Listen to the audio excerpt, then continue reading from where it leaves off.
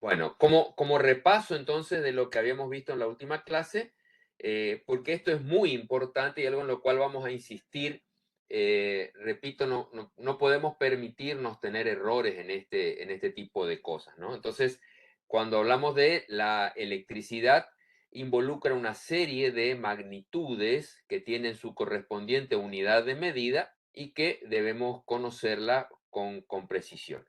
Entonces, una de las magnitudes involucradas cuando hablamos de la electricidad, del uso de la electricidad, es la intensidad de la corriente eléctrica, que habíamos dicho ya la clase pasada que esto era la cantidad de cargas que circulan por un conductor en la unidad de tiempo.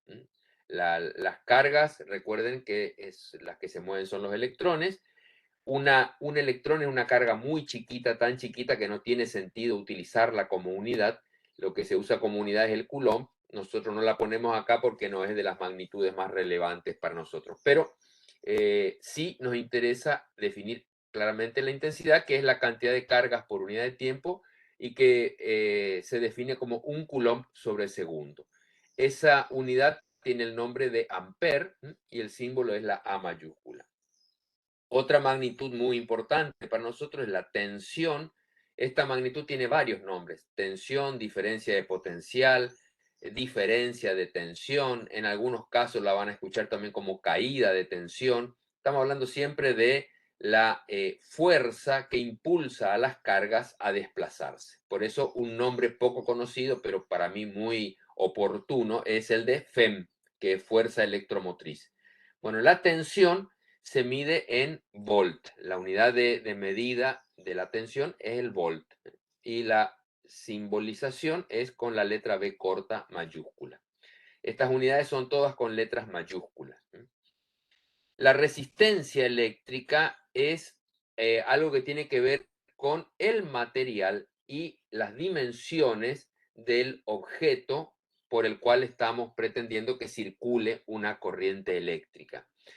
Ese material ofrece una dificultad al paso de esa corriente y esa dificultad es lo que se denomina la resistencia eléctrica. La unidad de medida es el ohm y el símbolo es la letra griega omega mayúscula. Hay una muy conocida ley, que es justamente la ley de Ohm, que vincula a estos tres parámetros: la intensidad, la tensión y la resistencia. Es una ley muy importante. Nosotros la vamos a utilizar para determinar lo que es justamente la caída de tensión en los cables, porque esa caída de tensión, la norma establece un máximo, establece un tope. Esa caída de tensión afecta directamente la calidad del suministro porque si nosotros en el transformador o en la usina, por decir así, tenemos una tensión nominal, al pasar por los cables que van desde el transformador hasta nuestra casa, hay una caída de tensión. Y esa caída de tensión hace que en nuestra casa tengamos una tensión menor que la nominal. Entonces, si esa caída de tensión es muy grande, la tensión que tenemos en nuestra casa sale de norma, sale de lo especificado. Ocurre algo parecido a lo que pasa con la presión hidrostática. Si estamos lejos del tanque de distribución de agua urbano, puede pasar de que, sobre todo en ciertos horarios, de que no haya presión de agua en vereda en nuestro domicilio. Entonces, nuestro propio tanque de reserva no carga, es lo que muchas veces pasa y nos obliga a tener un tanque de bombeo o algún sistema auxiliar que le complete la presión que le falta. Ese fenómeno no ocurre siempre, sino cuando hay mucho consumo. Bueno, algo parecido es esto. Entonces, quien gobierna, en el caso de las instalaciones eléctricas, quien gobierna esa caída de tensión es la ley de Ohm. Por eso es importante por lo menos conocerla. Las dos últimas magnitudes, que son también muy relevantes, son la potencia eléctrica, que es la capacidad de realizar trabajo que tiene un determinado dispositivo eléctrico. La unidad de medida es el watt, ¿eh? Y la simbolizamos con la letra W mayúscula. Esta potencia puede haber de varios tipos. Acá estamos hablando de potencia eléctrica, pero por ejemplo, si hablamos de un de una estufa sería potencia calorífica, que también se puede medir en watt, así como también se puede medir en calorías por hora. Pero esa potencia calorífica no es igual a la potencia eléctrica, o por lo menos no siempre es igual a la potencia eléctrica. Lo mismo podemos hablar de potencia frigorífica en un equipo de aire acondicionado, en una heladera, en un freezer. Estamos hablando de una potencia frigorífica. Y podemos hablar de potencia mecánica, que son los motores, y ahí se pueden utilizar otras unidades de medida, que son el caballo vapor, el HP. Bueno, nosotros estamos hablando aquí de potencia eléctrica y la unidad del Sistema Internacional para la Potencia en general es el watt. Y otra definición de la potencia es que la potencia es la velocidad con que se consume la energía. Entonces, es otra definición que a mí me gusta bastante y que tiene que ver con la siguiente magnitud, que es la energía. La energía, en este caso, energía eléctrica, ¿no? La energía eléctrica que consume, por ejemplo, un determinado artefacto para producir un determinado efecto. Y esa energía no es otra cosa que el producto de la potencia por el tiempo que está actuando ese artefacto. Entonces, la potencia la medimos en watt, el tiempo lo solemos medir en hora, y ahí sale una unidad que no es estrictamente hablando la unidad de energía del sistema internacional, pero que está perfectamente aceptada. La unidad de energía del sistema internacional es el joule. El joule es watt por segundo, pero en la vida cotidiana no nos manejamos con segundos, nos manejamos con un tiempo en otra escala, que puede ser minutos, horas. Entonces, el watt hora es una unidad de medida de la energía mucho más cómoda para usarla en la vida cotidiana. Bueno, estas son las magnitudes que habíamos visto. Repito, es importante que las tengamos presentes. Aquí están esas ecuaciones que les mencioné recién. La ley de Ohm, intensidad igual a la tensión sobre la resistencia. La potencia, que es la tensión por la intensidad. Y la energía, que es la potencia por el tiempo. Estas ecuaciones las vamos a utilizar en el dimensionamiento de los circuitos eléctricos.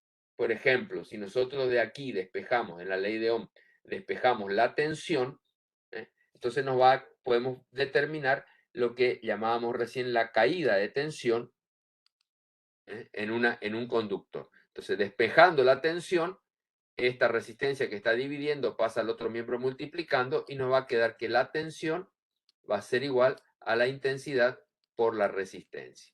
Entonces, la caída de tensión en un cable va a ser el producto de la intensidad de corriente que está circulando por ese cable por la resistencia de ese cable. Bueno, esta caída de tensión, que la puedo poner también como un delta de T, una variación, es decir, respecto de la nominal, esta caída de tensión no debe superar un cierto límite máximo establecido por la norma de la AEA. Entonces, si no quiero que esto supere un cierto límite, ¿qué es lo que tengo que hacer? O bajo la corriente o bajo la resistencia. Si yo me doy cuenta que este producto me da un valor excesivamente alto para lo que me permite la norma, entonces tengo que bajar alguno de estos parámetros. Bajar la intensidad significa que voy a tener que alimentar menos artefactos. Eso lo puedo hacer segmentando en varios circuitos. En vez de usar un circuito único, por ejemplo, utilizo varios, más de un circuito, y de esa manera para cada circuito estoy disminuyendo la corriente que circula. No es tan válido esto si hablamos del alimentador principal, porque el alimentador principal o la acometida es es una sola. En ese caso, me queda siempre el otro recurso, que es bajar la resistencia. ¿Y qué tengo que hacer para bajar la resistencia eléctrica de un cable? Aumentar la sección de ese cable. Es lo mismo que en una cañería de agua. Si yo veo que una cañería me está produciendo una gran caída de presión, o disminuyo el caudal, y si no puedo disminuir el caudal, aumento la sección de la cañería. Bueno, la potencia es la tensión por intensidad, y esta es una ecuación interesante porque nos permite despejar la intensidad. Acuérdense que nosotros tenemos una tensión nominal de 220 volts en nuestros domicilios Y la potencia es un dato del fabricante. El fabricante ya le pone una plaquita, todos los artefactos eléctricos tienen una plaquita en donde se indica la potencia. Entonces, de ahí yo puedo despejar la intensidad, que va a ser igual a la potencia dividida por la tensión. Entonces, si paso tensión al otro miembro dividiendo, acá me va a dar cuál es la corriente eléctrica que circula por el conductor. Esta es una ecuación muy importante para hacer las verificaciones en los circuitos eléctricos. Bueno, y esta está más relacionada con el consumo. O sea, si yo a fin de mes recibo la factura de la luz, ese valor de energía consumida me la da en watt hora, o mejor dicho, en kilowatt hora. Bueno, eso con respecto entonces a las unidades de medida. Después vamos a volver sobre esto que es importante, que es el circuito eléctrico, pero yo quiero pasar ahora a lo que es las protecciones, porque es un tema importante que no quiero dejarlo para el último momento. Después, en todo caso, volvemos a la parte del circuito y si surgen ahí algunas preguntas, podemos profundizar. Protecciones. En todo lo que tiene que ver con el uso de la energía, es necesario trabajar el tema de las protecciones para evitar daños, para evitar consecuencias desagradables. Entonces, esto ya lo habíamos visto cuando hablábamos de instalaciones de gas, que pueden llegar a ocurrir accidentes desagradables. Y lo mismo pasa con la energía eléctrica. Entonces, estamos hablando de que estamos manejando grandes cantidades de energía y ese manejo de cantidades de energía puede producir daños. Entonces, a las protecciones las vamos a clasificar según el destino de la protección, es decir, cuál es el objeto, qué es lo que se está pretendiendo proteger. Podemos hablar de protecciones hacia bienes e instalación y protecciones hacia ocupantes de esa instalación, que pueden ser personas y mascotas.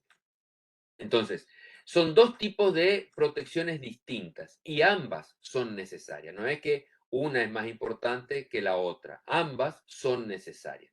Solo que trabajan de una manera distinta y por eso las vemos en forma diferenciada.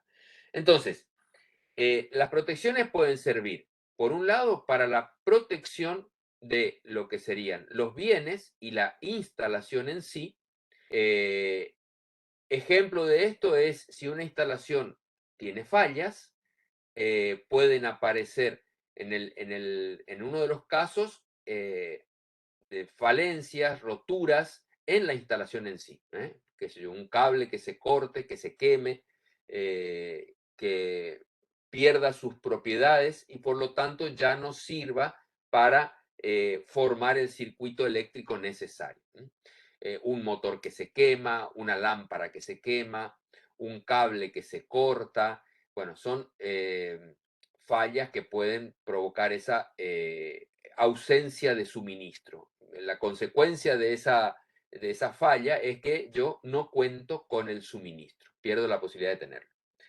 Pero puede haber todavía consecuencias fuera de la instalación. Si tengo, por ejemplo, un cortocircuito y ese cortocircuito encuentra material combustible, material inflamable cerca, se puede producir un incendio. Entonces, y ese incendio destruir otros bienes más allá de la instalación en sí. Entonces, las protecciones destinadas a los bienes y a la instalación buscan garantizar la persistencia en el servicio que presta la instalación y la inocuidad hacia los bienes que están involucrados en esa instalación. El otro destinatario es los organismos vivos, es decir, personas ocupantes de la instalación y mascotas. No debe haber daño para las personas y para la mascota. Y ahí es donde vemos que hay dos formas distintas de trabajar de las protecciones. Vamos a concentrarnos en esta última, que es la de daños sobre personas ocupantes de la instalación y otros organismos vivos como que son mascotas. ¿Qué pasa si nosotros nos exponemos, el cuerpo humano queda expuesto a una corriente eléctrica, a la circulación de corriente eléctrica? ¿Qué les parece a ustedes? ¿Qué pasa? ¿Y de qué depende ese efecto que produce la corriente eléctrica sobre el organismo humano? El otro día yo les mostraba una pila. Todos me decían que la pila es inocua, no produce efectos nocivos sobre el cuerpo humano. La batería también, la batería del auto también habíamos visto, varios lo confirmaron, de que es inocua. No pasa lo mismo con la tensión de red, 220. Entonces, uno de los factores a considerar es el valor de la tensión. Eh, Alguien podría preguntarse, y creo que sería una pregunta interesante, ¿cuál es el límite de tensión? O sea, ya vimos que una pila de 1,5 volt es inocua. Una batería de 12 volt también. A lo sumo, alguien que tiene la piel sensible puede llegar a percibir algún cosquilleo. Inclusive, una prueba podría ser con una pila cargada, una pila nueva. Si uno la pasa por la lengua, siente como un gusto, como una percepción de un sabor metálico. Es simplemente las cargas que están produciendo. O sea, la sensibilidad cambia también en función de qué parte de la piel está en contacto con la fuente de tensión. Pero, como sea, es inocuo. En pilas, baterías, es inocuo. ¿Cuál es el límite? ¿A partir de qué tensión los efectos son ya nocivos? Claramente 220 volt, estamos hablando de un efecto letal. Y no solamente 220, 110 también. Entonces la pregunta es, ¿dónde está ese límite? ¿Alguien tiene idea?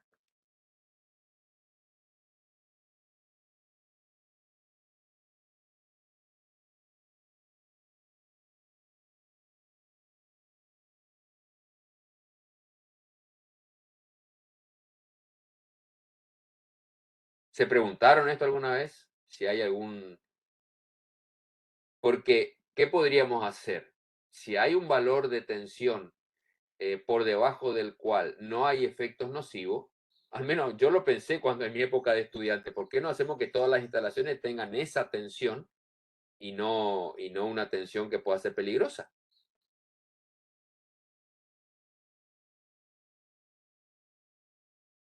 Cada tanto aparecen noticias de muertes o de accidentes por electrocución que muchas veces lamentablemente desembocan en la muerte, en situaciones fatales.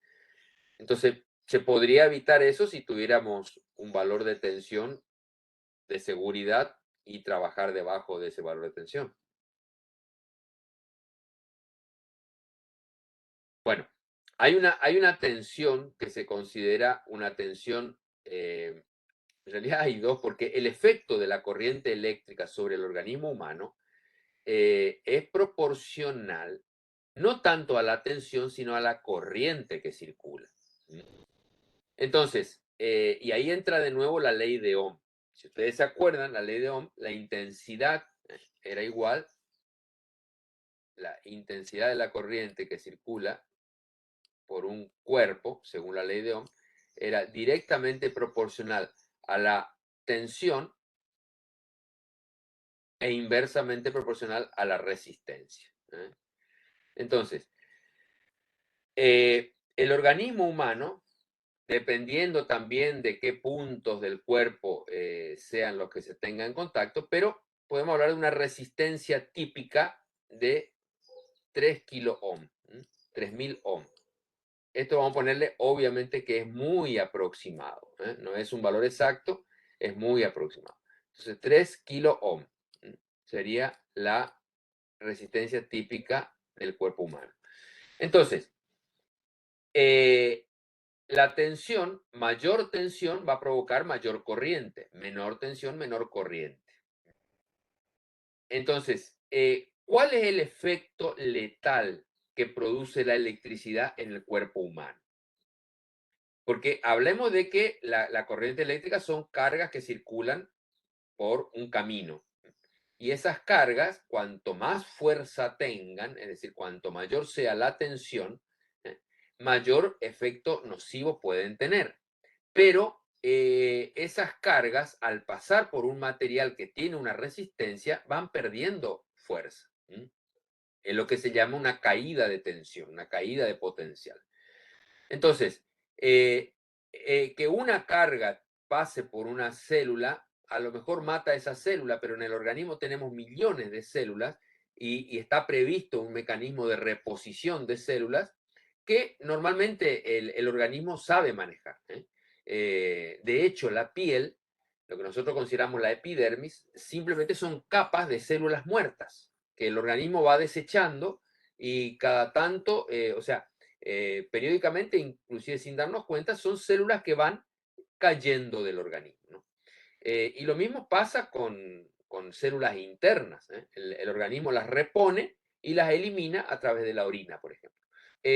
Ahora, cuando es una gran cantidad de células las que se ven afectadas por el paso de la corriente, ahí se puede llegar a producir una necropsis localizada, es decir, una muerte de un grupo masivo de células, y si esas células son pertenecientes a un músculo, ese músculo puede llegar a atrofiarse. Entonces, cuando ya la capacidad de reposición celular del organismo se ve desbordada, entonces directamente no puede reponer y se produce lo que es la atrofia de ese músculo. Bueno, hay montones de situaciones en donde se experimentan, es lo que comúnmente le llamamos quemadura. Una quemadura es simplemente eso, una muerte masiva de células que el organismo no es capaz de reponer, o requiere mucho tiempo para reponerlo. Entonces, entre los efectos menos letales, más beneficiosos, que son dañinos de todos modos, pero no son letales, está el de quemaduras, sufrir quemaduras por descargas eléctricas.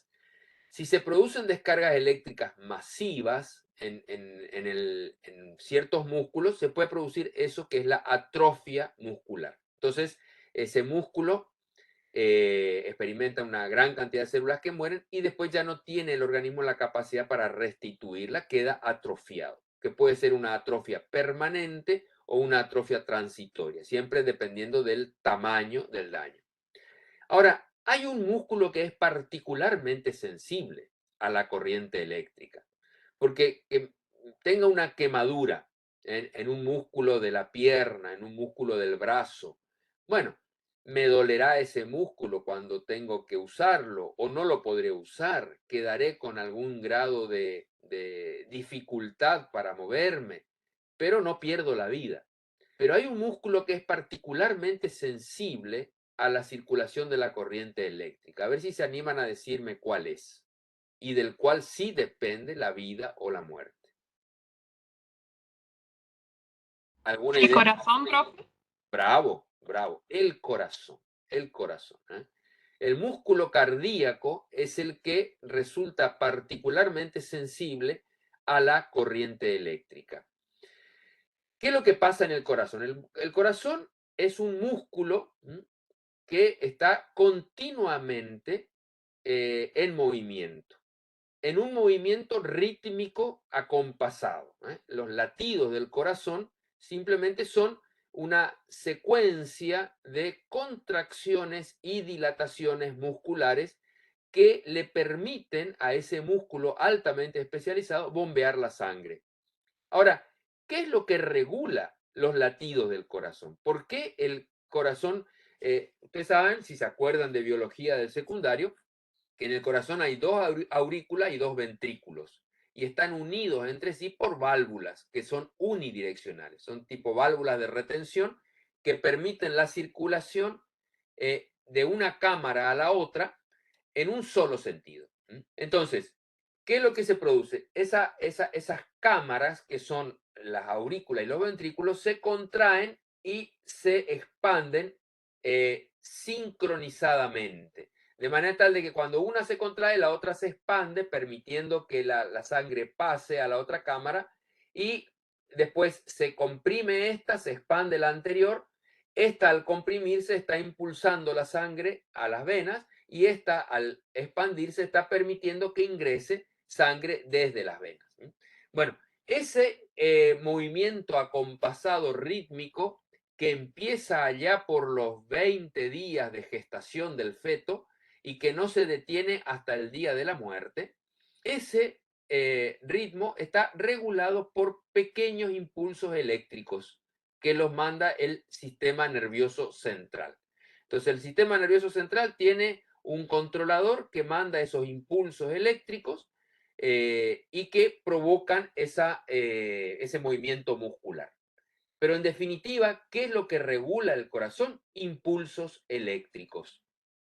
Y aquí es donde entra a jugar perjudicialmente la corriente eléctrica. ¿Qué pasa si por el músculo cardíaco circula una corriente eléctrica extraña que no viene del cerebro? El músculo cardíaco responde a estímulos eléctricos. No le importa de dónde vienen esos estímulos. Él no está preguntando, ¿viene del cerebro o viene de dónde? Entonces, cuando por el músculo cardíaco circula una corriente eléctrica, el músculo trata de seguir lo que le está diciendo ese impulso eléctrico. Y ahí es donde viene la interferencia. Cuando circula una corriente eléctrica extraña al cuerpo, extraña a la que genera el propio cerebro, el corazón no sabe qué hacer porque recibe varias órdenes. Y ahí es donde pueden ocurrir dos fenómenos. Uno, el letal directo, es que se produzca el paro cardíaco. Entonces hay una orden y contraorden, el músculo cardíaco se detiene. No sabe cuál seguir, no puede seguir, entonces queda ahí, se detiene. El paro cardíaco, que es de las causas más comunes de muerte por electrocución. Murió de un paro cardíaco. Claro, la corriente eléctrica ingresó al cuerpo, pasó por el músculo cardíaco y le provocó un paro cardíaco. Esa es la causa por la cual se produce la muerte por electrocución. Pero hay una segunda posibilidad que es cuando el corazón recibe una señal eléctrica, no sabe cómo interpretarla porque es más o menos del mismo valor de magnitud de la señal que viene del cerebro, y entonces lo que se produce es que, porque este músculo cardíaco en realidad es un conjunto de músculos donde cada uno responde a una señal distinta. Entonces, este conjunto de músculos pierden el paso, pierden el ritmo cardíaco y se produce lo que se llama la fibrilación cardíaca. Es decir, siguen actuando los músculos, la auricular sigue contrayendo, pero ahora perdió el ritmo y ya no comprimen y expanden en forma acompasada, sino que lo hacen en forma aleatoria. Entonces, está trabajando el músculo cardíaco, pero el resultado es que no bombea sangre. Y igual se produce la muerte, porque al no llegar sangre, sobre todo al tejido nervioso, que es el más sensible del organismo, se produce la muerte por falta de oxigenación de las células. Entonces, cualquiera de esos dos efectos, paro cardíaco o fibrilación cardíaca, desemboca en la muerte. El paro cardíaco se produce cuando la corriente eléctrica que circula por el músculo cardíaco es superior a los 30 miliamperes. De 30 miliamperes para arriba produce directamente la detención del músculo cardíaco, el paro cardíaco.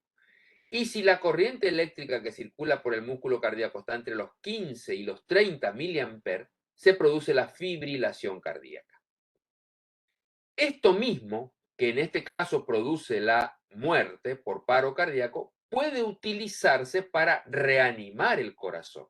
Entonces, cuando se produce un paro cardíaco, ya sea en este caso por una electrocución, ¿cómo hago yo para reanimar ese músculo cardíaco?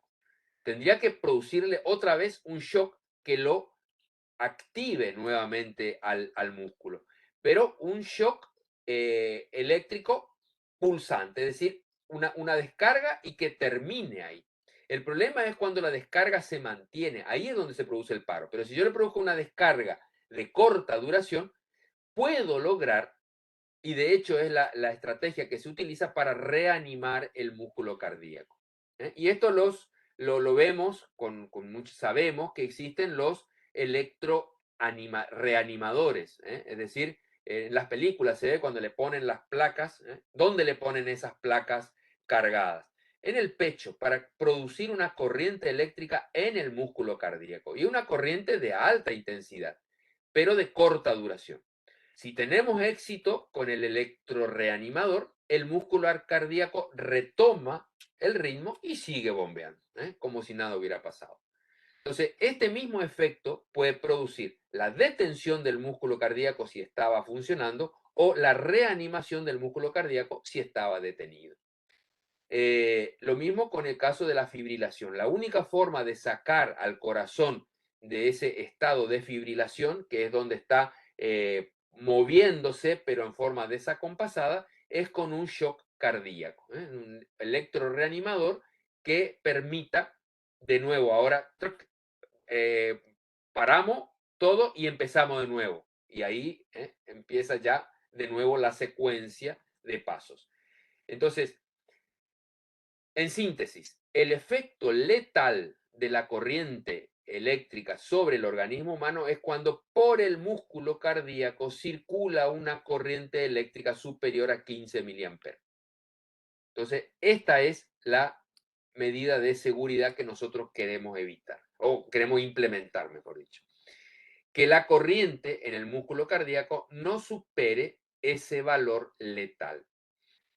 Puede ser, no es para todos los cuerpos exactamente el mismo valor, porque depende, repito, de la resistencia eléctrica del cuerpo humano. Y esa resistencia eléctrica depende de la masa muscular, del contenido de humedad del músculo que compone las distintas partes del cuerpo humano. Depende de qué puntos del cuerpo humano. Acuérdense que para que haya una circulación de corriente eléctrica tiene que haber un terminal positivo y un terminal negativo, es decir, un borne positivo, un borne negativo, es decir, dos puntos de contacto, uno de entrada de la corriente y el otro de salida. Si si solamente hay entrada, no hay salida, no pasa nada. El problema es la corriente eléctrica, ténganlo presente. Y si el punto de entrada y salida hace que el recorrido de las cargas en el cuerpo humano no pase por el corazón, entonces no se produce este efecto letal de detención del músculo cardíaco. Ha habido casos de electrocución en donde la persona, si bien sufrió quemaduras y algún otro tipo de consecuencias, no perdió la vida porque la corriente eléctrica no pasa por el corazón. Ejemplo, cuando entra por un pie y sale por el otro. Entonces, la circulación de carga se produce por las dos piernas y la parte baja del abdomen, pero no pasa por el músculo cardíaco. Entonces, puede quedar una serie de consecuencias, atrofia musculares, inclusive pérdida de la capacidad reproductiva, pero no necesariamente se pierde la vida. Ahora, cuando la corriente pasa por el músculo cardíaco, ahí es donde hay riesgos letales. No sé si esto se entiende hasta ahora. Sí, profe.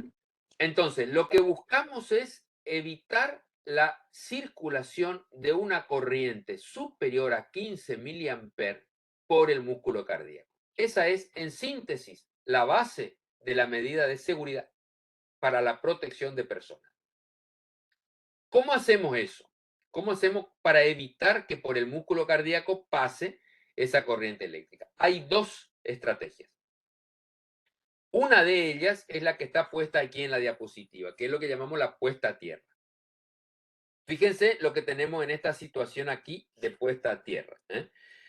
Este es el enchufe, si ustedes se acuerdan, antes todavía se consiguen hoy estos tomacorriente que solamente tienen dos patitas, la fase y el neutro. Los tomacorrientes normalizados hoy tienen tres patitas, de las cuales dos son fase y neutro y una es la patita de puesta a tierra. Bueno, supónganse que tenemos un tomacorriente que no tiene puesta a tierra, sino que solamente tiene fase y neutro. Si por algún defecto del artefacto que estamos entrando en contacto, ese defecto significa que en alguna parte se peló la aislación. acuérdense que estamos hablando de artefactos que están conectados a 220 volts. Entonces, si se peló la aislación en alguna parte, esa parte metálica que perdió la aislación puede entrar en contacto con la carcasa o gabinete. No vamos a hablar de que vamos a meter justo el dedo en el bobinado, no. Pero sí puede ocurrir de que se peló el cable, se perdió la aislación, la capacidad aislante, y hubo entonces un contacto entre el cable bajo tensión y la carcasa, si es metálica sobre todo. Entonces, ¿qué puede ocurrir? La corriente eléctrica, al entrar en contacto esta persona con el artefacto, la corriente eléctrica va a buscar un camino para descargarse a tierra. ¿Y por qué es esto? Esto es algo que no les había comentado. En las centrales de generación eléctrica y en todas las estaciones transformadoras, ustedes saben que la corriente eléctrica, las redes de distribución de energía eléctrica son trifásicas, es decir, la forma en que se genera la corriente eléctrica por medio de alternadores, la forma más eficiente de generarla es en tres fases. Entonces, en vez de ser un solo par de polos que está dando vuelta en el generador, son tres pares de polos y esos tres pares de polos están desfasados 120 grados entre sí, de manera tal de que la suma de los tres da 360 grados. Entonces eso permite tener una forma de energía eléctrica generada que es muy estable y muy, que no produce una serie de efectos indeseables si tuviéramos solamente una generación unipolar o una generación bipolar. La generación unifásica o bifásica tienen un montón de problemas. La trifásica ayuda a resolver esos problemas. Entonces, en esa generación trifásica, depende de cómo se conecten las fases, aparece una configuración que se denomina comúnmente, así yo tengo, por ejemplo, los tres cables de la fase. Yo esos tres cables de fase los puedo conectar entre sí, o sea, para poder aprovechar, yo puedo poner acá, por ejemplo, una carga así entre una fase y la otra así, y esto es lo que se llama una configuración en triángulo. Entonces me queda formado un triángulo eh, con la carga. Pero hay otra forma de utilizarla, que es la que realmente se utiliza en las redes de distribución, que es en forma de estrella. Y ahí tenemos, aparte de los tres cables de fase, un cuarto cable que es el que llamamos neutro. Entonces, en las redes de distribución urbanas de baja tensión, la configuración que se utiliza es la configuración estrella. Y en esta configuración estrella hay cuatro conductores. Tres para la fase, normalmente se la llama con las últimas letras, RST. Y acá está el cable, que sería el que nosotros llamamos neutro. Ahora bien, este neutro, este cable neutro, en la estación transformadora se lo conecta a tierra. Entonces, eso le da a la red una configuración muy estable, muy robusta. Entonces, el neutro está conectado a tierra. Si bien esto desde el punto de vista técnico es la mejor solución, desde el punto de vista de la seguridad presenta algunas dificultades. ¿Qué es cuál? Que la tensión, si yo estoy tocando un gabinete que accidentalmente por pérdida de aislación está en contacto con la tensión de red, entonces, si yo estoy apoyado en la tierra, la corriente eléctrica va a buscar ir hacia tierra porque en la estación transformadora el neutro está conectado a tierra. Entonces, ahí es donde aparece la posibilidad de una descarga eléctrica a través del cuerpo humano. Entonces, este cuerpo humano que está tocando este gabinete ofrece un camino de descarga a tierra de la corriente eléctrica. ¿Y qué va a pasar? Porque también hay un camino de retorno acá. También está este camino de retorno. O sea, no se cortó la continuidad eléctrica del circuito, simplemente se peló la aislación. Estamos hablando de que sigue circulando corriente eléctrica. Ahora, por una ley del menor esfuerzo, o sea, siempre van a buscar, la naturaleza siempre busca el camino más corto, el camino de menor consumo energético, las cargas que lleguen acá a través del cable de la fase van a tener dos posibilidades, o descargar a tierra a través de la persona o descargar a través de el neutro, ponerse en contacto con el neutro. ¿Cuál de los dos caminos van a elegir? Si este camino del neutro tiene mayor resistencia que este, obviamente va a elegir el camino más corto, el camino de menor resistencia. Entonces, va a haber una descarga a través del cuerpo humano. Tengan presente que dentro del artefacto que estamos hablando hay una resistencia eléctrica alta, hay un bobinado, hay algo que está ofreciendo dificultad al paso de la corriente y al hacerlo está aprovechando la energía de esa corriente eléctrica. Bueno, si encuentra un camino más fácil, las cargas van a circular por ese camino. Y ahí es donde aparece la posibilidad de que el cuerpo humano se convierta en un camino de descarga de la corriente eléctrica a tierra. Por eso, por ejemplo, ¿qué pasa si acá está aislado? Si está, por ejemplo, con zapatillas aislantes, con un calzado aislante, zapatillas de goma o calzado, zapatos de goma. Entonces, ahí no hay posibilidad de conexión eléctrica a tierra. Esta persona no le pasa nada, no se entera, no se entera. Pero si está descalzo o si el calzado que usa no es aislante, se puede producir esa descarga a tierra. Bueno, ¿cómo puedo hacer para evitar que la descarga se produzca a través del cuerpo humano? En el caso de que haya una fuga de corriente eléctrica por falla o por desperfecto del equipo. Esta solución que está acá, que es la puesta a tierra, consiste en poner un tercer conductor junto con la fase y el neutro, además de la fase y el neutro, se coloca un tercer conductor que es el de puesta a tierra. Entonces, este tercer conductor de puesta a tierra está atornillado al gabinete del artefacto, es decir, a la carcasa, que es la parte que uno puede accidentalmente tocar si es que, y resultar letal si es que hay alguna falla en la aislación. Entonces, este cable, este tercer cable, que normalmente es de color verde y amarillo, acá está representado simplemente con verde, se conecta a través de la instalación y termina en lo que se llama una jabalina de puesta a tierra, que no es otra cosa que un pedazo de material metálico, una barra, una varilla, por eso se le llama jabalina, una varilla metálica generalmente de bronce, las más caras son las de cobre, las más baratas son de acero o de aluminio o de hierro galvanizado, pero que esa barra está enterrada en el suelo, está directamente en contacto con el suelo.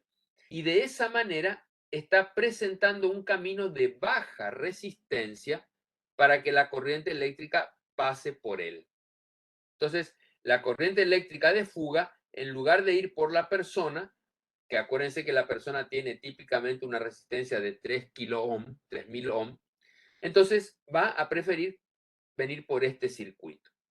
¿Por qué? Porque la resistencia eléctrica que hay en este cable de puesta a tierra está entre los 1 y 2 ohm.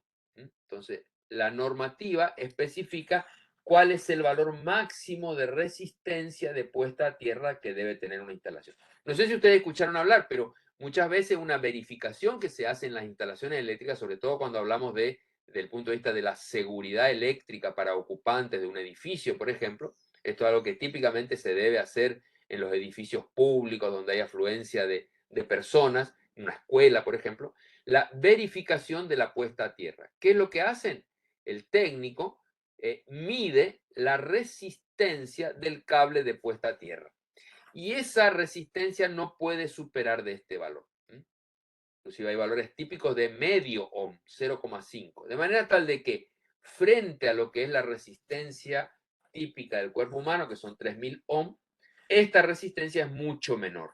Entonces, la corriente eléctrica va a preferir evacuarse a tierra a través de esta conexión y no a través del cuerpo humano. Ahí tendría que complementarse con la actuación de la otra protección que es para la instalación y que es la llave térmica. Pero mientras tanto estamos protegiendo a la persona de que no sufra una descarga letal.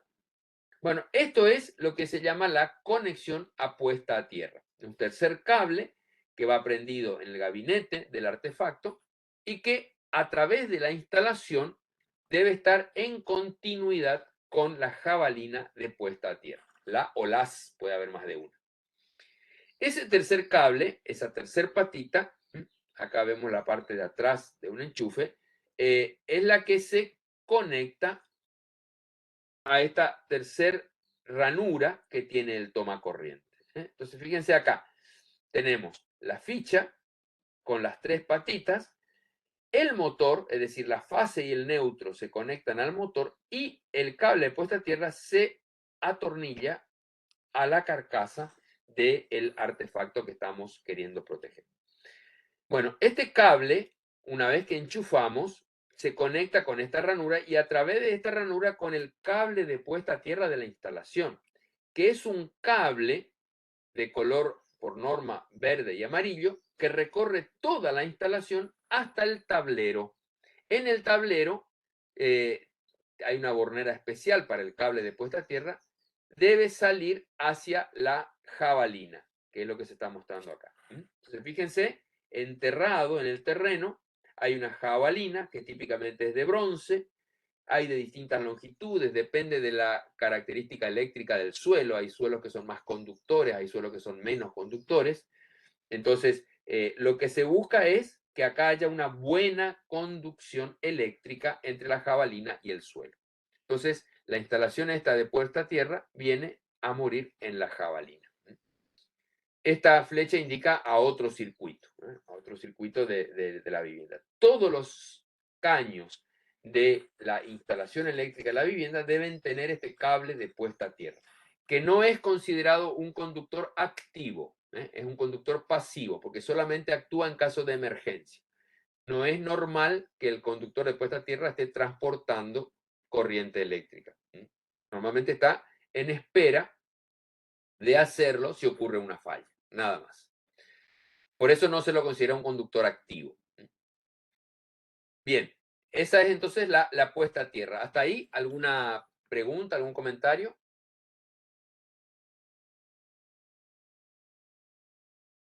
¿Qué establece la norma con respecto a la puesta a tierra? La norma de la AEA exige que todas las instalaciones eléctricas, obviamente las domiciliarias entre ellas, deben tener una jabalina de puesta a tierra.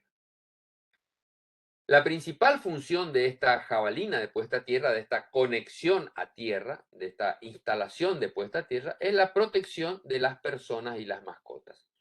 Pero también tienen un beneficio adicional, que es, hay ciertos artefactos, sobre todo los que están destinados a informática y a comunicaciones, que requieren de esta puesta a tierra para desviar hacia ella lo que pueden llegar a ser las corrientes parásitas. Entonces, en este caso ya tiene una segunda función, que es la de establecer una referencia de tensión para que los artefactos funcionen mejor. Está estableciendo la referencia de tensión cero. Por definición, la tensión de tierra es cero. Entonces, de esa manera se logra un trabajo más adecuado técnicamente de este tipo de equipos. Ustedes van a ver que cada tanto dice alguien, uno, se me quemó la fuente o tuve problema con la computadora porque no tenía la puesta a tierra. Entonces, la puesta a tierra es un requisito, también ya en este caso es un complementario para el buen funcionamiento de ciertos equipos. Ciertos equipos que deben trabajar con varias tensiones y necesitan una tensión de referencia fija, que es la de tierra. Bueno, eso entonces con respecto a lo que es la puesta a tierra. ¿Qué otro elemento de protección para las personas hay? Esto de la puesta a tierra, si bien produce un camino, genera un camino para que la corriente eléctrica de fuga accidental encuentre un camino de baja resistencia hacia la Tierra, no impide que la persona esté en contacto con la tensión. Entonces, no va a recibir una descarga letal, pero va a recibir alguna descarga de lo que se llama, me pegó una patada, y fuera de un susto, fuera de un temblor, no le produce ninguna otra cosa. Pero no evita eso.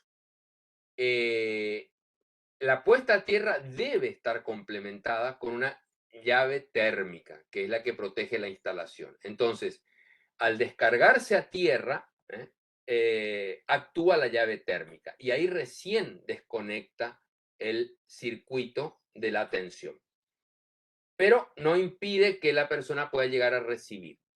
Por lo tanto, un muy buen complemento de la puesta a tierra es esto que hablamos aquí, que es la protección diferencial. ¿Qué hace el disyuntor diferencial o protección diferencial? Que también se le llama disyuntor, porque lo que hace es separar, abrir el circuito. El disyuntor diferencial lo que hace es, mediante un dispositivo que se llama transformador de intensidad, ese dispositivo está en la parte interior del disyuntor, está sensando, acá tenemos este anillo, dentro del cual pasa la fase y pasa el neutro. Entonces, este anillo es un anillo conductor, lo que hace es, está sensando la corriente eléctrica que ingresa y la corriente eléctrica que sale. En un circuito eléctrico bien implementado, igual que en una cañería de agua, en una cañería de agua, si nosotros habláramos de un circuito hidráulico, la cantidad de agua que pasa por una parte de la cañería tiene que ser igual a la cantidad de agua que pasa por otra parte que esté a continuación. Entonces, si hay una diferencia en la cantidad de agua que pasa por un punto y la que pasa por otro, es porque hay una pérdida. Si no hay ninguna derivación, si no hay ningún consumo del agua, la única forma de explicar esa diferencia es porque hay una pérdida. Bueno, lo mismo pasa con la corriente eléctrica. La carga eléctrica que entra tiene que también salir. Eso es lo que ocurre en un circuito eléctrico. Si la cantidad que entra es distinta de la que sale, ¿qué es lo que puede pasar? Lo más probable es que haya una pérdida, que haya una fuga en alguna parte. ¿Y dónde puede estar produciéndose esa fuga? Esa fuga puede estar produciéndose en una persona. Puede no ser una persona, pero el caso que nos interesa a nosotros ver es el de que se produzca en una persona. Entonces, cuando hay una diferencia entre la corriente que entra y la corriente que sale de un circuito, esa diferencia es evidentemente una fuga, es una pérdida, y esa pérdida puede estar pasando por una persona. Este sensor detecta la diferencia, por eso se llama disyuntor diferencial, y actúa. ¿Y cuándo actúa? Cuando esa diferencia de corriente es superior a los 15 miliamperes. Por eso ustedes van a ver en los disyuntores que hablan de la sensibilidad de actuación del disyuntor, dice a partir de 15 miliamperes. Por debajo de 15 miliamperes pueden no actuar. Un tiempo de respuesta de 15 miliamperes como mínimo. Entonces, por debajo de esa corriente puede no actuar, pero a partir de los 15 miliamperes ya corta el suministro. Entonces, ahí, ¿qué es lo que hace cuando detecta una fuga? Abre la llave. Entonces, vamos a la secuencia completa. Ahí tenemos el disyuntor cerrado. Entonces, tenemos tensión en este toma corriente. Si hay un contacto accidental, entonces se produce una fuga a través de la persona y el disyuntor abre el circuito para que deje de circular corriente por esa fuga. Y de esa manera produce la protección de la persona.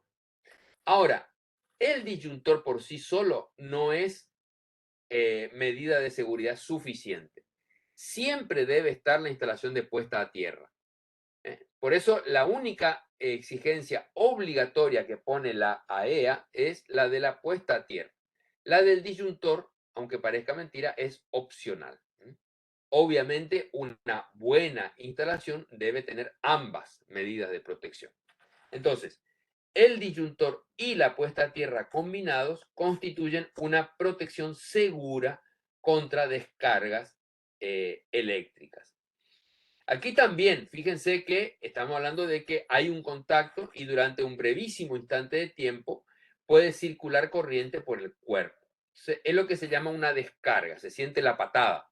Siento pero automáticamente cortó.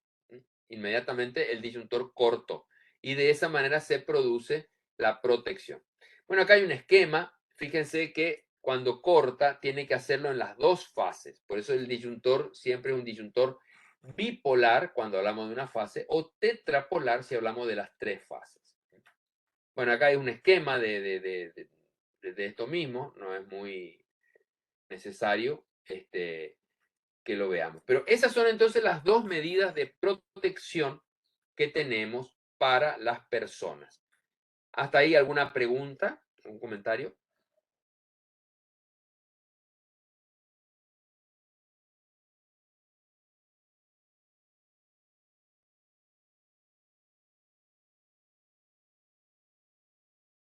Les decía que ahora vamos a volver sobre el tema este del circuito, ¿no?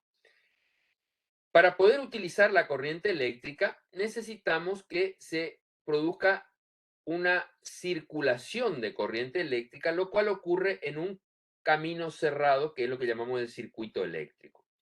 Ese circuito eléctrico tiene elementos básicos, un circuito eléctrico elemental tiene algunos elementos que deben estar siempre presentes, que son un elemento activo o generador de tensión, un elemento pasivo o carga o consumo, que es el que va a convertir la energía eléctrica en otro efecto útil, por ejemplo, luz, calor, frío, movimiento, etc. Los cables, a través de los cuales se produce la circulación de la corriente, un interruptor que me va a permitir gobernar este consumo. Es decir, yo cuando quiero que deje de consumir, abro el camino, es decir, actúo sobre la llave y desconecto. Aquí tenemos algunos ejemplos de circuitos y lo que me interesa aquí es subrayar las posibilidades de conexión en serie y en paralelo. Fíjense, acá tenemos el generador, tenemos el interruptor, tenemos los cables, pero tenemos dos receptores. ¿Cómo están conectados estos dos receptores o estas dos cargas en este circuito? ¿En serie o en paralelo?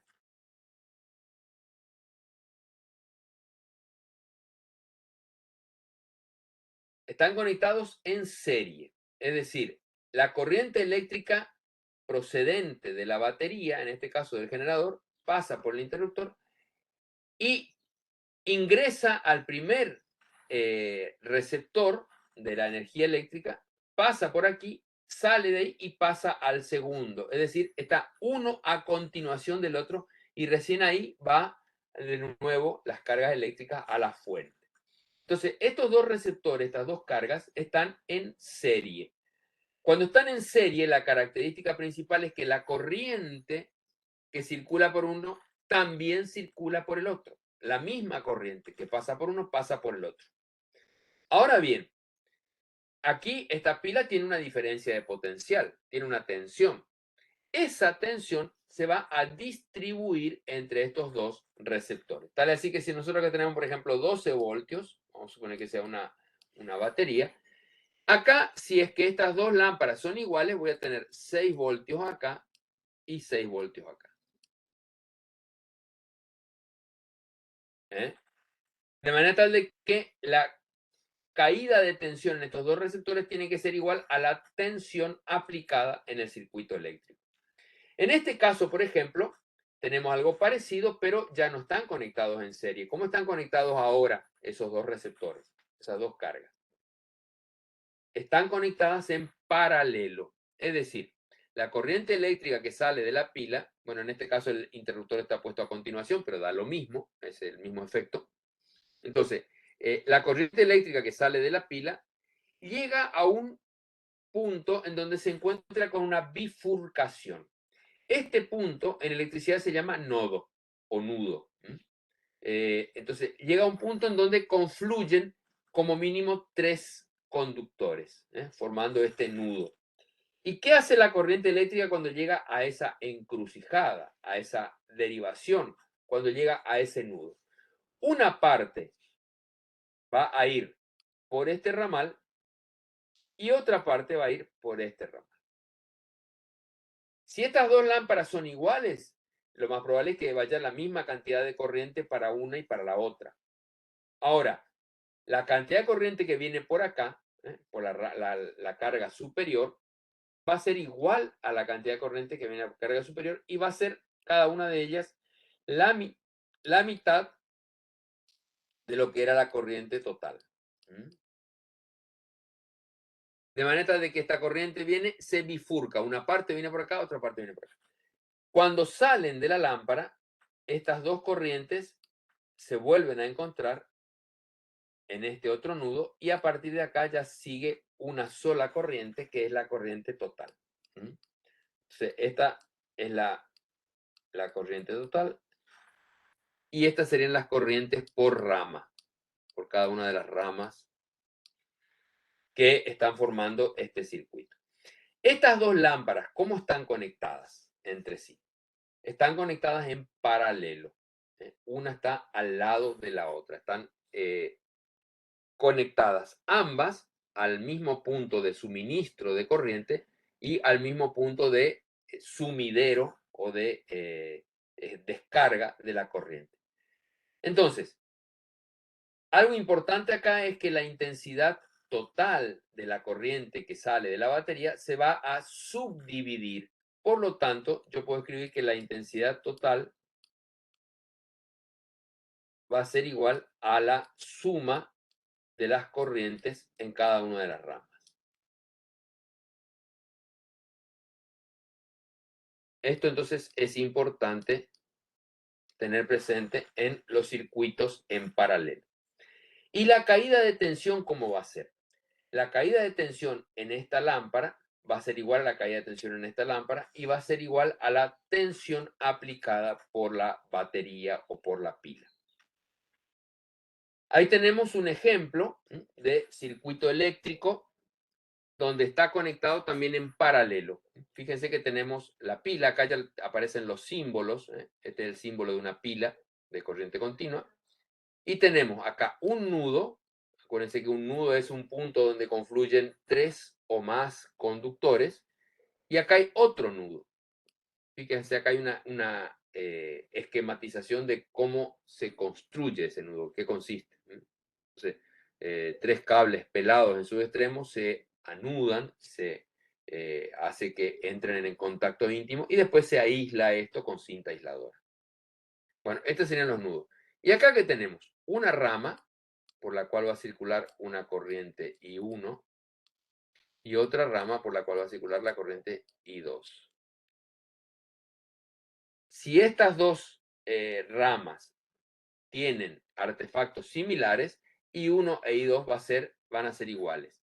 Y I1 más I2, ¿qué es lo que me da? La corriente total. Corriente total, una parte viene por acá, otra parte va a ir por I2, o por esta otra rama, produciéndome I2. ¿Se entiende esto? Fíjense, algo importante es que entre estos bornes, la única carga es la resistencia, que acá es una lámpara. Este es el símbolo de una lámpara. Y acá hay una llave. Este es el símbolo de una llave, un interruptor. La caída de tensión se produce en la lámpara, porque la llave, ¿qué es lo que hace? Conecta o desconecta, pero no tiene resistencia, por lo menos idealmente hablando. Una llave ideal no tiene resistencia. Las llaves reales, después vemos que cualquier conductor en realidad tiene un poquito de resistencia. Entonces, la caída de tensión total se va a producir en la lámpara, por lo cual decimos que si acá tenemos 12 voltios, entonces, en esta lámpara, la caída de tensión va a ser de 12 voltios y acá también va a ser de 12 voltios. De manera tal de que cuando están conectados en paralelo, la tensión es la misma para todas las ramas, mientras que las corrientes de cada rama se suman para formar lo que es la corriente total. ¿Cuál de estos tipos de conexión, en serie o en paralelo, se usa en las casas? ¿Qué les parece a ustedes? En un circuito domiciliario, una instalación domiciliaria, ¿qué tipo de conexión se utiliza? ¿En serie o en paralelo?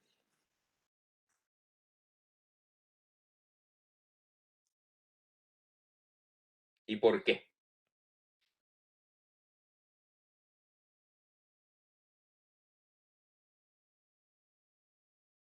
Ahí tenemos otro circuito.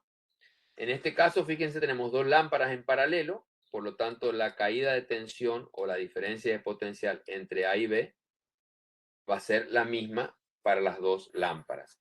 Ahora, acá tenemos tres pilas en serie. Si cada una de estas, vamos a suponer que son baterías de 12 voltios. ¿eh?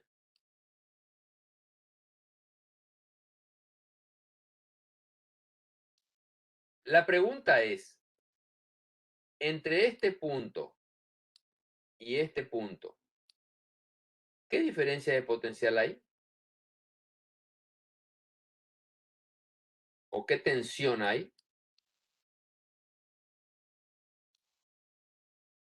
Fíjense que tenemos tres baterías en serie. ¿Qué pasa cuando están en series? ¿Qué pasa con las tensiones?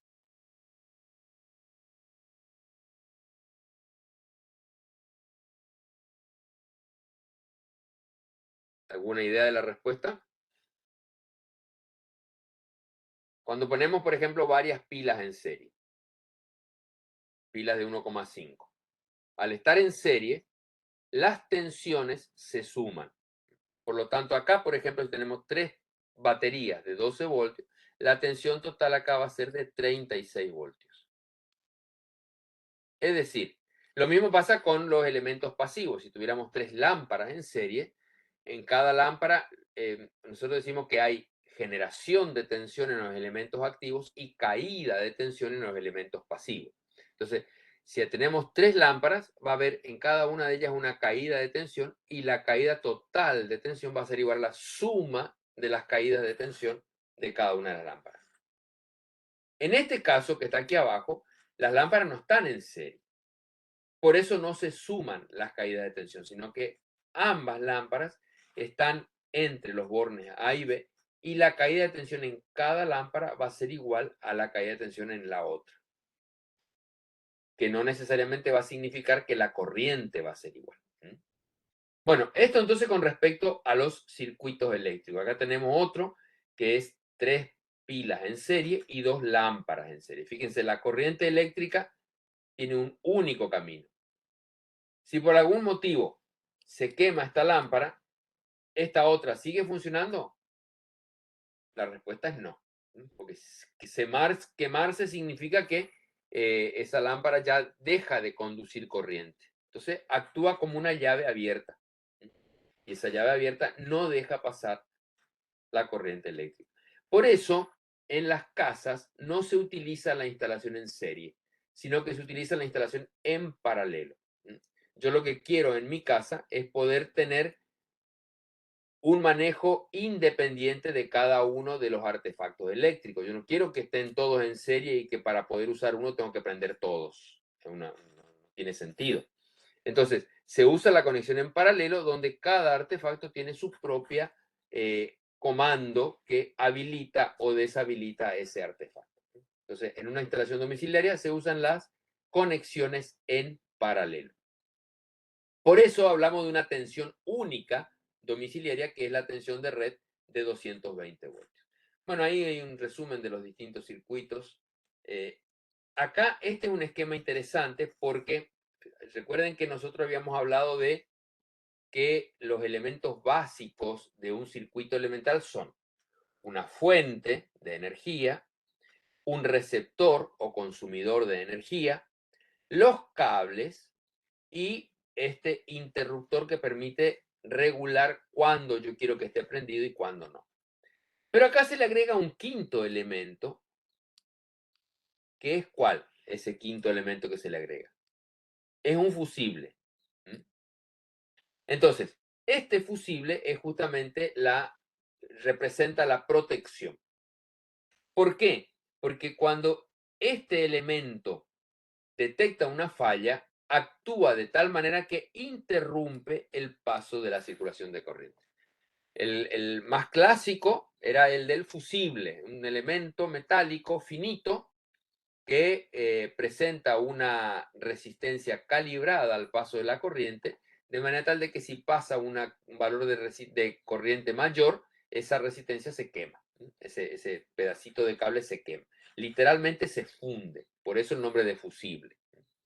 Bueno, esto que aquí es un fusible, el problema que tiene el fusible es que cuando actúa, se destruye. Entonces hay que reponerlo. Un sustituto del fusible son las llaves térmicas o termomagnéticas, que cuando detectan una corriente superior a la nominal, simplemente cortan la llave, abren el circuito y después hay que restablecer reconectando la llave. Bueno, son distintos tipos de protección. Acuérdense, las llaves térmicas y los fusibles protegen a la instalación, mientras que para proteger a las personas y a los animales, lo que se utiliza es el disyuntor diferencial combinado con la puesta a tierra. Aquí vemos también lo que es un circuito donde aparecen ya varias ramas. Y fíjense, esta llave de control es la que permite que esta rama esté circulando corriente y por lo tanto la lámpara encendida, lo mismo que acá. Y fíjense acá, esta llave que está apagada me permite independientemente para cada rama gobernar el artefacto eléctrico que está conectado. Bueno, este sería el esquema de una instalación domiciliaria, obviamente, en vez de la pila tendríamos una fuente que sería la red urbana, nosotros nos prendemos de la red urbana, el fusible y los elementos de control para cada una de las cargas. Aquí tenemos lo que sería bueno, esto ya ustedes lo habían visto el año pasado, que era cómo se distribuye en un local, en una vivienda, por ejemplo, la instalación eléctrica. La materialización de la instalación no tiene ya mucho que ver con esto que estamos viendo acá. Estos serían los esquemas circuitales. Y acá estamos hablando ya de la instalación. Entonces, fíjense, tenemos un tablero eléctrico de entrada. Esto se conecta con la red de distribución urbana que viene de fuera de la vivienda e ingresa a la vivienda en el medidor. El medidor es el artefacto que permite el ingreso de la energía a la vivienda. Hasta el medidor es responsabilidad de la empresa de energía. Desde el medidor para adentro es responsabilidad del propietario. Bueno, tenemos entonces aquí un tablero cuadro eléctrico sería un tablero principal o un tablero general, y de ahí se derivan todos los demás tableros y circuitos que constituyen la instalación. Típicamente acá tenemos, por ejemplo, lo que se llaman bocas de techo, que son unas aberturas en el techo a través de las cuales se puede acceder a esta cañería de conexión. Aparte de las bocas de techo, podemos tener apliques de pared. Acá tenemos, por ejemplo, lo que podría ser un aplique de pared. Acá otro. También esto podría ser una caja de registro. Este es un aplique de pared. Bueno, este acá también aparentemente un aplique de pared.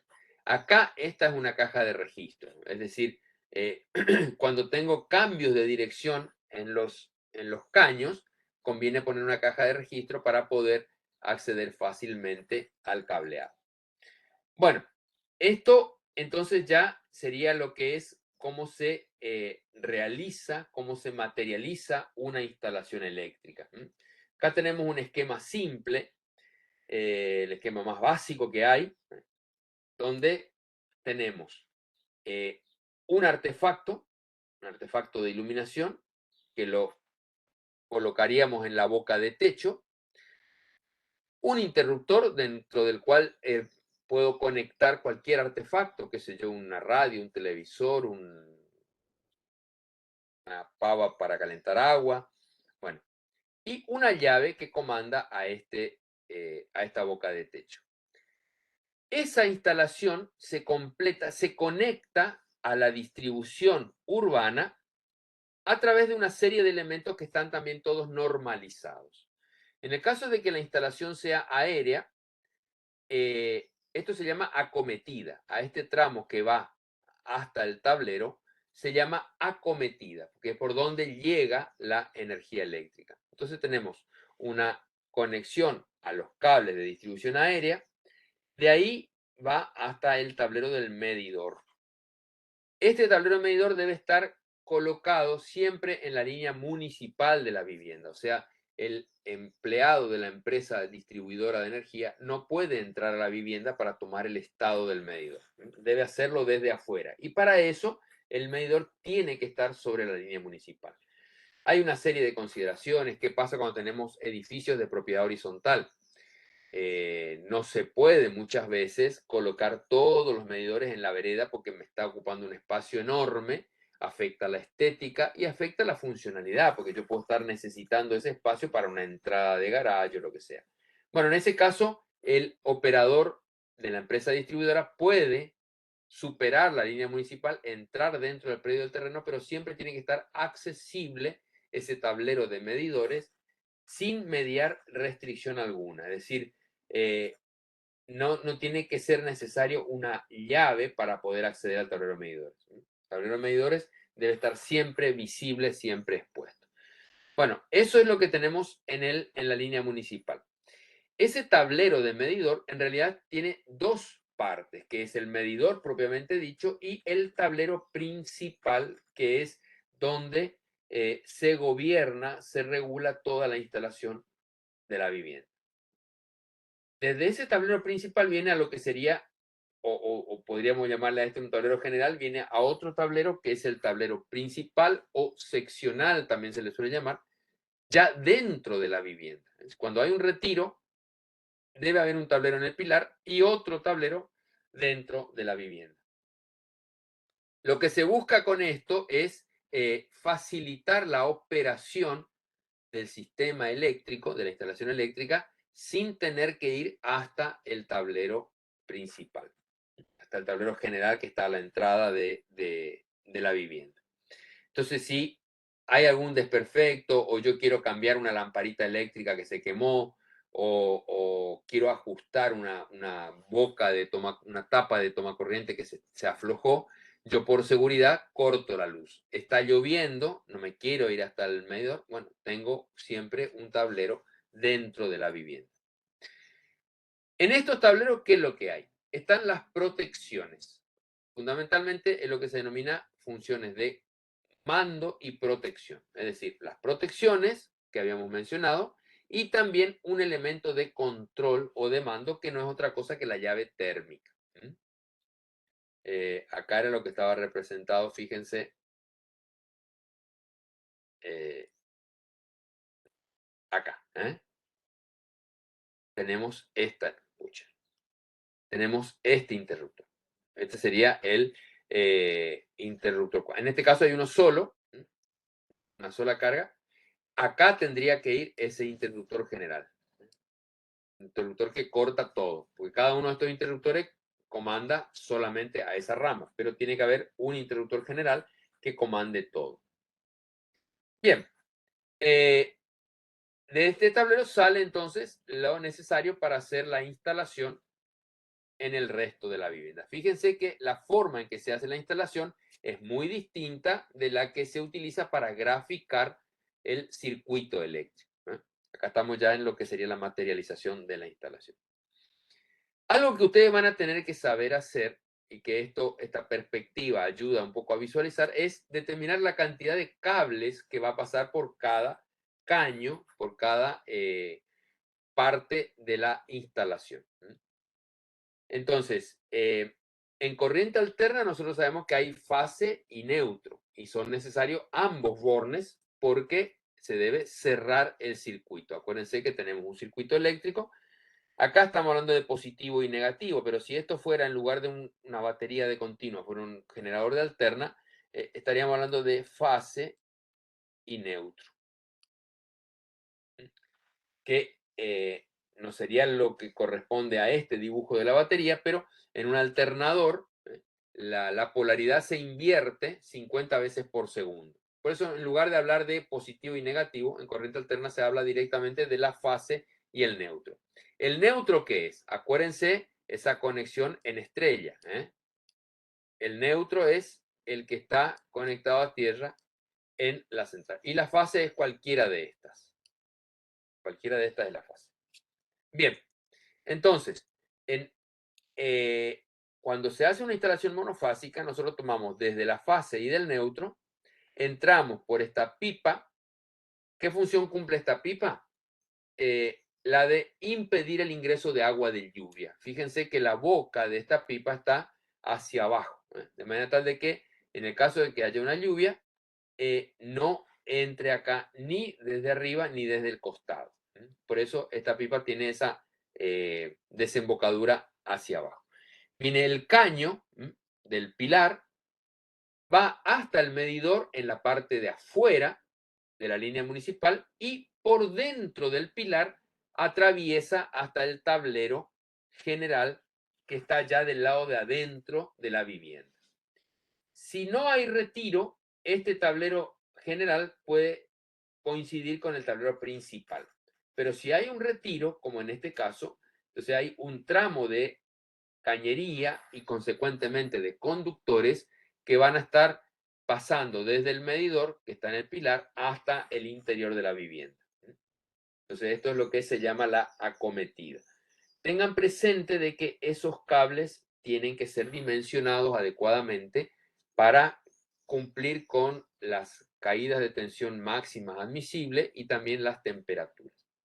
Bueno, ya en el tablero principal se produce la derivación de los cables hacia cada uno de los artefactos. Acá tenemos una boca de techo donde hay una lámpara, una boca de iluminación, el interruptor que maneja esta lámpara y un toma corriente como mínimo, demostrativo. ¿Qué cables van desde el medidor hasta este tablero principal? Van la fase y el neutro. Al toma corriente, ¿qué cables tienen que llegar? Tiene que llegar la fase y el neutro. Ahora, el interruptor. ¿Qué cables tienen que llegar hasta el interruptor? ¿Puede llegar la fase y el neutro? El interruptor es simplemente una chapita que contacta o desconecta, conecta o desconecta. Si yo pongo el interruptor en la fase y el neutro y activo el interruptor, ¿qué estoy haciendo? Estoy haciendo un cortocircuito. Entonces, el interruptor jamás debe llegar la fase y el neutro. Lo que llega al interruptor es la fase y sale el retorno. Y ese retorno se denomina el cable que une el interruptor con la boca de luz. Ese retorno es el que va a conducir las cargas cuando yo prendo la luz. Bueno, esta es una parte que van a tener que después visualizar para ver cuántos conductores pasan por los caños. Acá no está representado el cable de puesta a tierra, pero acá tendría que colocarse desde el tablero principal el cable de puesta a tierra, así como también desde el tablero del medidor un cable de puesta a tierra.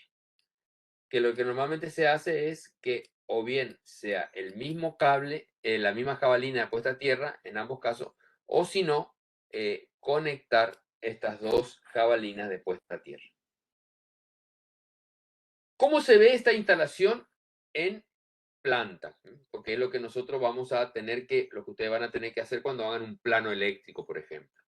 Bueno, ahí tenemos la representación ya del punto de vista arquitectónico. Fíjense, tenemos la planta de la construcción, en este caso es simplemente una habitación, están indicadas las aberturas, lo que el año pasado habíamos visto de dónde colocar, por ejemplo, las llaves, en qué posición, en qué parte. Acá se puede inferir por la posición que está la llave que la bisagra de la puerta está acá. Entonces, esta puerta puede hacer este movimiento. Puede moverse con respecto a acá. Entonces, la llave tiene que estar inmediatamente cerca de la puerta, del vano de la puerta. Bueno, se completa la información gráfica de la instalación indicando la medida del caño que contiene los cables, por ejemplo, en este caso 12,5 milímetros, que sería media pulgada para ubicarnos, y la cantidad de cables o de conductores que pasan por ese caño, por ese tramo. En este caso, estamos hablando de conductores activos. Por eso, fíjese, en este caso que no había cable de puesta a tierra, si bien hubiera sido recomendable ponerlo. Esta es una imagen un poquito antigua, pero bueno, más que nada para representar en forma sencilla la instalación. Aquí está especificado el cable de puesta a tierra, que es un conductor que no se considera activo. Fíjense, acá está la jabalina puesta a tierra. Esto está representando la acometida desde la línea de red municipal. Y acá está el esquema del medidor. ¿Cómo se realiza prácticamente esta instalación? Bueno, cuando se construye la vivienda, en determinado momento se hacen las canalizaciones, es decir, se pica la pared y se colocan los caños que van a quedar después embutidos en la pared, por los cuales va a pasar después los cables. Un tema interesante a resolver es cuando el techo, por ejemplo, es de losa. Si el techo es de losa, obviamente no vamos a picar la losa después para poner los caños. Entonces se hace ya la instalación, se dejan previstos los caños antes de cargar la losa. Y cuando se carga la losa hay que tener la precaución de que no haya colada de cemento dentro de la cañería, porque si no la estamos inutilizando. Entonces, se carga la losa, se utilizan cajas que son octogonales, que son las típicas cajas de techo, de boca de techo, y están conectadas ya estas cajas por medio de los caños. Entonces, una vez que llega la etapa de hacer la instalación eléctrica, que normalmente es después de que hicieron ya todos los revoques, inclusive puede haberse ya hecho la pintura, por ejemplo, del local, entonces se utiliza una cinta especial que se llama cinta pasacable para poder traccionar el cable conductor dentro de la cañería. Entonces, si en esta cañería tiene que haber dos cables, yo acá ya hago un manojito de dos cables, lo ato al extremo de la cinta pasacable y con eso la paso por dentro de la instalación. Y así vamos haciendo recorrer los cables en toda la instalación. Luego se colocan los apliques, las tapas acá, y quedaría en principio la instalación realizada. Este es otro esquema de lo mismo. Fíjense, acá hay un detalle. Cuando se carga la losa, esto ya tiene que estar montado arriba del encofrado. Y hay que prever de que este hueco que está acá no se llene de cemento, porque si no, después corremos el riesgo de estar inutilizando la instalación. Bueno, estas son algunas generalidades que ya habíamos visto, también de cómo ubicar, dónde ubicar cada uno de los artefactos. Y después ya viene lo de protecciones que hemos visto. Algunos detalles, fíjense, acá tenemos el pilar, fíjense que está la pipa aquí arriba, de manera tal de que si hay lluvia o agua, el agua en lugar de entrar por acá va a gotear por esta parte. La instalación interna puede ser subterránea, por ejemplo, acá tengo un retiro y hago un caño subterráneo, o bien puede ser aérea. Hay algunas casas donde todavía está la instalación aérea. En ese caso, el cable entra, va al medidor, caja de red, y vuelve a salir y en forma aérea se dirige al resto de la vivienda. Cuando se debe hacer la acometida a través de una pared, se tiene que hacer que haya una pendiente para que evitar que el agua, en el caso de lluvia, ingrese al interior del local. Hay que evitar, la humedad es un gran problema para la instalación eléctrica. Acuérdense que la humedad hacía inclusive que aumente la conductividad en materiales que normalmente eran aislantes. Entonces, el agua es un gran enemigo de la electricidad desde el punto de vista de la seguridad. Bueno, entonces hay que evitar eso y por eso esta forma de colocar, está un poquito exagerado, pero esta es la forma de colocar cuando tenemos que atravesar una pared desde el interior, desde el exterior. Bueno, esto es más de lo mismo. Fíjense acá en este caso hay una pipa, siempre con el objetivo de evitar el ingreso de agua. Listo. Con esto estaríamos ya completando la parte de lo que sería entonces la teoría de las instalaciones eléctricas. La semana que viene no hay actividades. La siguiente semana estaríamos comenzando con la parte práctica, que va a consistir fundamentalmente en completar la planilla de la norma, lo que establece la norma. Entonces, ustedes saben que la instalación eléctrica domiciliaria consiste simplemente, el dimensionamiento consiste simplemente en aplicar la norma que establece que hay tres tipos de circuitos, básicamente: un circuito de tomas de uso general, iluminación de uso general y tomas de uso especial. Son las que se utilizan en una instalación domiciliaria. Los circuitos de iluminación solamente tienen bocas de luz o pueden tener también una boca de ventilador de techo, por ejemplo. Los circuitos de toma solamente tienen toma corriente, es decir, hasta el 2006 la normativa argentina permitía que haya circuitos mixtos. Desde el 2006 en adelante, la EA estableció que los circuitos van por separado: circuito de iluminación por un lado, circuito de toma corriente por otro lado. Ustedes van a encontrar todavía instalaciones mixtas porque fueron hechas antes del 2006, o inclusive algunas a lo mejor después del 2006 todavía seguían haciendo de esa manera, pero están fuera de norma. Lo que hoy se debe hacer son instalaciones con circuitos separados. Inclusive si se hace la reinstalación eléctrica en una vivienda, hay que hacer lo que se llama la adecuación a normas y separar los circuitos. Eso es lo correcto. Si la instalación ya está existente de antes del 2006, bueno, se la deja mientras funcione. Pero si hay que hacer alguna actualización, reparar o lo que sea, que muchas veces se hace, en cada cierto número de décadas se renueva completamente la instalación eléctrica de una vivienda, hay que hacerla ya de acuerdo a lo que establece la normativa actual. Bueno, en esos circuitos lo que se adopta es la sección de los conductores, y luego lo que se hace es la verificación de la sección, para ver si, teniendo en cuenta factores como la temperatura y como la longitud del circuito, se mantienen esos valores o hay que ajustar, obviamente, hacia arriba los valores de sección, por ejemplo. Bueno, esto sería en principio lo que tenemos de la parte teórica de instalaciones eléctricas. Hasta ahí, ¿alguna pregunta, algún comentario? ¿Algo que quieran aportar o preguntar?